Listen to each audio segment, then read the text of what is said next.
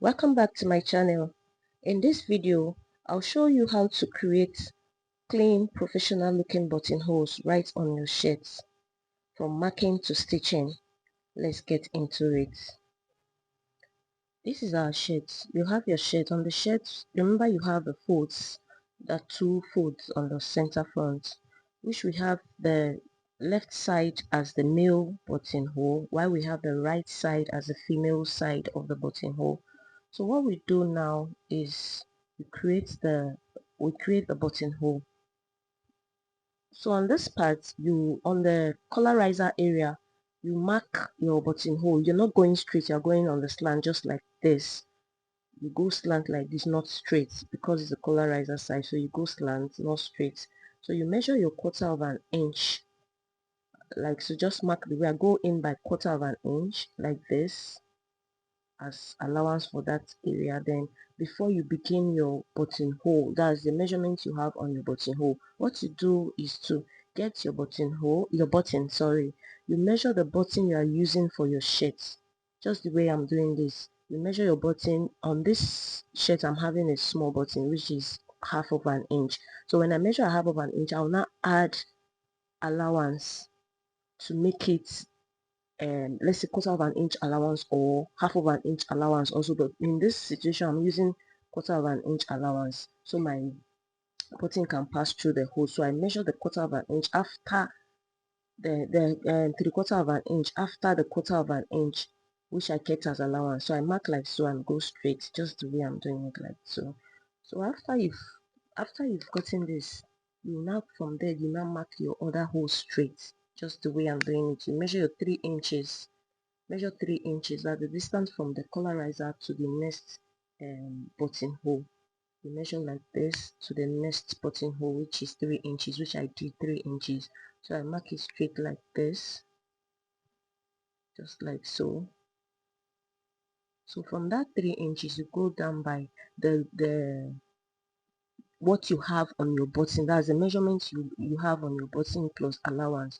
You measure it like this. You just I'm using 3/4 of an inch, which I did my buttonhole as half an inch and quarter of an inch as my allowance. So I mark like so, mark it like so, then go straight to the other side. Then you have like the line, like you go in between the line, you just mark it straight. That is where your hole, you have your buttonhole, just like this. You have your buttonhole on that area, which I'm pointing like so. Then from this other one, you mark your next buttonhole 3 inches. Make sure it's 3 inches. You can do anyone you want, the distance you want your buttonhole to be. For mine, I'm using 3 inches. I mark 3 inches. I go down by the 3/4 of an inch, which I have for my button allowance. Then in between, while I got the straight line, I go in between half an inch, yeah, then go down, measure the 3/4 of an inch. Then the 1 inch I have for the collar and the button stand, I did measure into two like so. Then I mark the midpoint, then connect the line like this, the way I got my buttonhole itself. So you measure again, continue to measure your 3 inches, just the way I'm doing it, 3 inches. You go down by the button measurement plus allowance like so. Then you mark the center midpoint, which your buttonhole will be, which you will locate your buttonhole. Then another 3 inches, the same way I did the other parts. Then 3/4 of an inch. Then I mark my middle line, just like so. We've gotten all the lines we'll use for the buttonhole.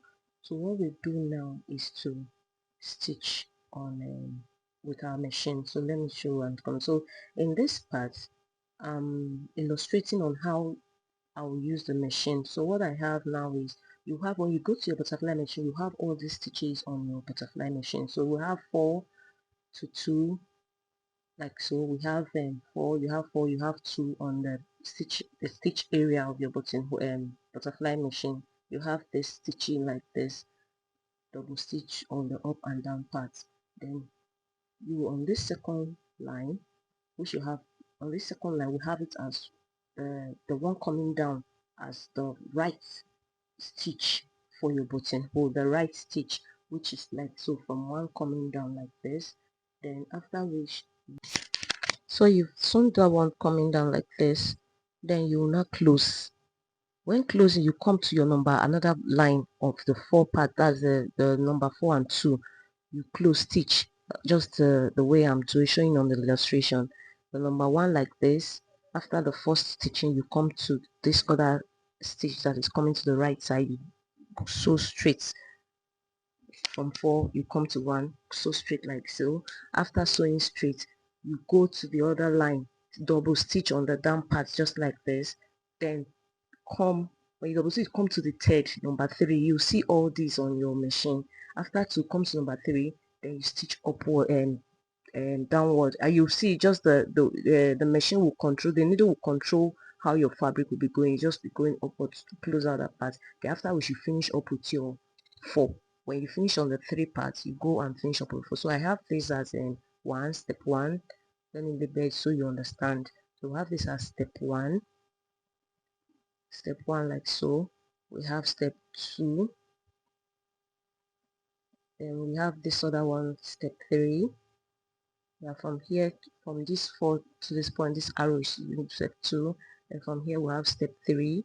This in the arrow indicating a step 3. Then from this point we have it as a step 4. Then from this part we have it as a step 5. So let's assume I'm creating that. Let me do it way so you understand. So on this part, let's if you want to do, you can just mark. Let's watch out. You mark the straight line as your beginning line or upper line of the buttonhole, then which you double stitch you. Then from there you go down straight. Remember you're having a line, 4 square line, like you have 4 lines. So you go down straight, which you have in your step 2. Then from this point, step 1. Let's label step 1 on this. Then you have this as your step 2. Then from the other part, you double stitch, that's locking on the down part. You have it as step 3. Then this other side, you take the stitch line to the number 3. You're having that, meaning you're closing this upper part. That's this step 3 side. I don't know if you're getting this, but in the sewing pattern I will teach you. You close this, double that, overlocking it, as you're finally locking this upper part to make it a step 5.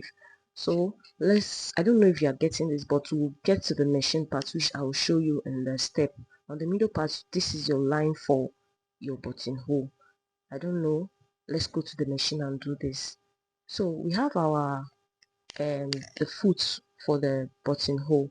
This is the foot we have for the buttonhole, for the butterfly buttonhole. So you take your button like this, just the way I'm doing it. Fix your button like so. Yeah, so this should indicate the inches you keep for your the lines that you have your buttonhole. So you just take measurements of this like this, the way I'm doing it. You see the way I have it on my buttonhole as in 3/4 of an inch. So you mark it like this, you just measure so you know where you put the footer. You measure the line with your tape, so you know if you are sewing on your shirt, you know the inches which you are putting it on your footer. So when going moving the footer, you know where you stop, the line which you stop on the footer. So let me illustrate it more. You take just like so, remove the footer we have before on the machine, then you insert, you see the part they wrote the B parts, that side should be on the up side, that is the upside of your machine. So you insert it like this, just the way I'm doing it. So when you insert like so, you see the machine and the buttonhole already, the button on the footer already. So you place it where you remove your button. So when you remove your button, you've already seen the line which you're having, measure it, you see it. So that is where you put on your shirt to know that, oh, this is the line, so you won't over sew it. You will have a longer line. You measure it so you know that that is the line you are having for on your shirt. So what you do now, you have the stitching line and the stitches. You see the space for the stitching. So you see we are moving it. You have the 2 4 2. You have the you have the 3. This is the 3. Then you have the 2 and 4. After 2 and 4, you have your 1. You're seeing it like so. You have the 1 coming down, while the 4 is double stitching, thus locking the down parts and the upper parts, while the 3 parts is stitching the other side of the this thing. Then you go back to 4 and 2. just to overlock the other side to give so it won't loosen. So after this, now we're starting, you start with your one, because you're closing up on the, you're starting from the one side. But meanwhile, before you start on the one side, you have to overlock the upper part. I don't know if you're getting this. You have to overlock the upper part before coming down to your number one. So we are starting with this, overlocking the upper part first. So you take your shirt like so. Remember how I taught you, take it up, raise up the footer straight to the, in fact the line has already guided us on where to place the footer. So you place it, make sure the footer is on these two lines, then you place it like so, just the way I'm placing it. Make sure you track the footer, because the footer is very long. It's up to like I think 1 inches or 1.5 inches button. So since we're using half an inch, a quarter of an inch allow space, you need to push the footer to the space. So when after pushing the footer to the line we've drawn on the shirt, you take your, you bring down your needle, then shift your footer to number 4, which you have 2 and 4 to overlock the upper part, then you stitch. Remember on the collarizer area is hard, so you just stitch, make sure you stitch with care so it won't cut, the thread won't cut. So you just pull out straight, you stitch down to this point, you've gotten your number 1. Then you switch to lock the down part. Then after locking, make sure your, then you switch to, no sorry, make sure your needle is up, then stitch to number 3. You've already locked your number 2, then stitch to number 3 like this, just the way it is. Then take it back to number 4, meaning you are closing the upper part. Then you stitch. After stitching, you remove your needle like so, drag out, leave excess thread so you can tie so it won't lose. You cut out like this, you leave your excess thread, cut, then tie. And you tie it like so. So you need to make it maybe like remove some excess. If it's maybe the thread joined together, you just separate them to make it 2 on the both front and the back side. You're having 2, then you tie on this side. So you tie on the front side like this, the way I'm tying it like so. You tie like so, you tie again so it won't lose. If not, if you don't tie like this, it might be losing. You cut out, tie on the other side also and cut out like this. Then you do on the other, you've gotten the first part, then you place it the way I taught you. Make sure you have the excess thread outside so you can use to tie after sewing. Then you place your, the other part, the second one again, just the way that you did the first one like so. Then you stitch, closing the first side. You see the way you're closing the first side before the number 1. And make sure your needle is always up. So you close the first side, take your needle up, set the other one to the number 1, then stitch. Make sure your needle is always up before changing the stitches, sorry. Then take your needle up again, just like so. Turn to the 4 and 2 to close the down part, then sew.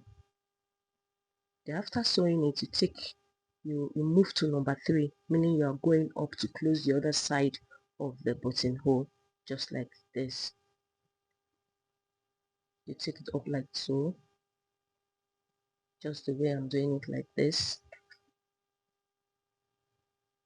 Then when you finish this, you take it to 4 and raise up your needle, please. Always remember to raise, if not it will stitch. Take to 4 and 2, then close, just the way I'm doing it. After which you drag out, leave excess thread again, then cut, because you are using that excess thread for front and back to tie the stitch so it won't lose. Do the same thing on this other parts, just the way we did it at the first and second line. You do your number 4 and 2, sorry, then go number 1 like this, and number 1 like so. After which you do your number 4 and 2, again to close the down part of the stitch, then take it to number 3. Then that number 3 you are going upwards. Meanwhile, the fabric is moving towards you because you are stitching upwards. I don't know if you're getting this. Then you take your needle up, take back to 4 and 2, then back to 4 and 2 like this, then close the upper part. You can do this, it's very easy. If you try first, second time, you'll be able to get it. So after we should cut like so, then you stitch, sorry, you tie. You do that on all and bring back. After we should have gotten it like see this, I have to tie. I'll tie the excess rope, the thread, sorry, the excess thread, tie on both the front and the back, so your buttonhole, the lines of your thread won't lose. The front and back like this, you tie on this other side also. You tie it like this one, just make like 2-3 ties, then you cut it like so, just like this. Yeah, so I think I'll do it all on the other part and come back.